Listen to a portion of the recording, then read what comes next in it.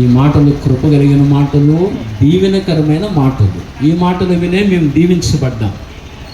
ఒకప్పుడు ఈ మాటలు కాదని తృణీకరించాం. అప్పుడు మాకు నెమ్మది లేకుండా అయిపోయింది, శాంతి లేకుండా అయిపోయింది. ఈ మాటలే మా జీవితాన్ని బాగు చేసినవి. ఈ మాటలే మమ్మల్ని పరిశుద్ధం చేసినవి. ఇవాళ ఆ సినిమాలని లేకపోతే చెడు కార్యాలకని వెళ్లకుండా మమ్మల్ని దీవించిన మాటలు ఏవైతే ఉన్నాయో అవి దేవుని మాటలు, యేసు ప్రభుని మాటలు.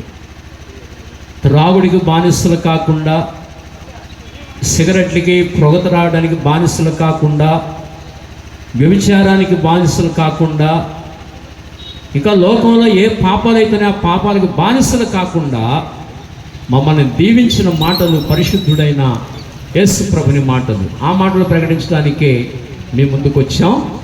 మరి ఈ సమయంలో ప్రియులు దేవుని సేవకులు అల్ల మల్లికార్జునరావు గారని, ఆయన ప్రభుని నమ్ముకున్నారు. ఒకప్పుడు ఆయన కూడా నెమ్మది లేని వ్యక్తే. ఇవాళ యేసు ప్రభుని నమ్ముకొని ఎంతో నెమ్మదిని అనుభవిస్తున్నారు.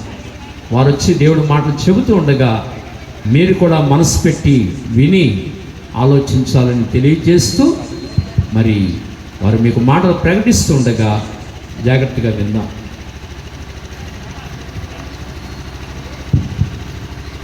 ప్రియ దేవవరం కాపురస్తులైన పెద్దలైన వారికి, చిన్నలైన వారికి, అలాగే గ్రామ అధికారులకు అందరికీ కూడా ప్రభు అయిన యేసుక్రీస్తు నామంలో అందరికీ శుభాలు తెలియజేస్తూ, ఈ యొక్క నూతన సంవత్సర శుభాలు అందరికీ తెలియజేస్తూ,